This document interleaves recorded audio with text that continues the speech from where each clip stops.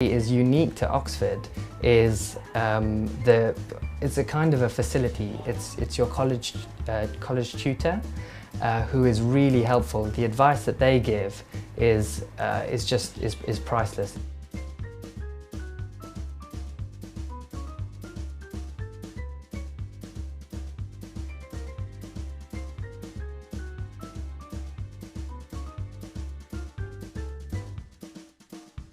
In terms of the overall delivery, of course, one of the uniquenesses is the tutorial system. The tutorial system definitely took me a bit of time to settle into. I wasn't very vocal to begin with in tutes, and I just let a lot of the information wash over me and didn't really offer that much.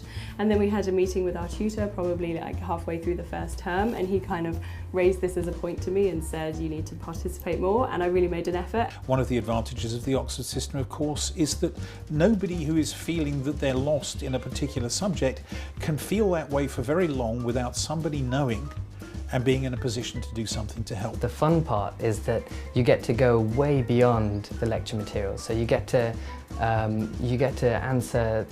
think about, why do things happen? So much of school learning is this is what you need to learn, go away and learn it. And there is that in medicine too at Oxford, but there's also a lot of this is what we're teaching you. Do you think this is right? How can we tell that this is the truth? How do we know that what we're being told is correct? A big thing about Oxford is to think outside the box, to be able to think on your feet. And these were things that I wasn't really taught during college, during my school life. So it's things that you pick up quickly during your tutorials here. There are several occasions where we've actually rethought a current line of research based on conversations in tutorials. Before I applied to Oxford, I heard a lot of myths about the university and then the course itself.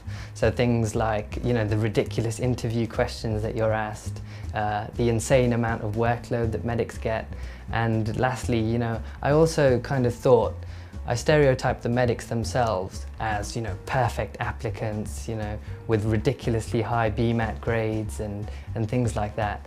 And it's sad because that nearly stopped me from applying to Oxford. They were the first medicine interviews I'd ever had, so I was definitely very nervous, but I think that the support system that the colleges themselves put up, so all of the colleges employ some of their students to come and make it a relaxing, nice time, was really good, and in the end I ended up really enjoying my kind of interview experience. I love to feel, even in an interview, that I've posed a question that's actually really made somebody think, that for a fraction of a second they've forgotten that they're in an interview.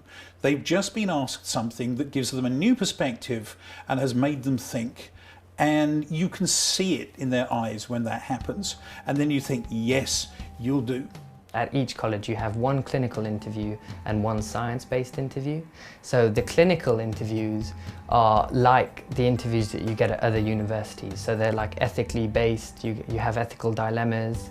They're just trying to tell if you're an empathetic and caring person. The evidence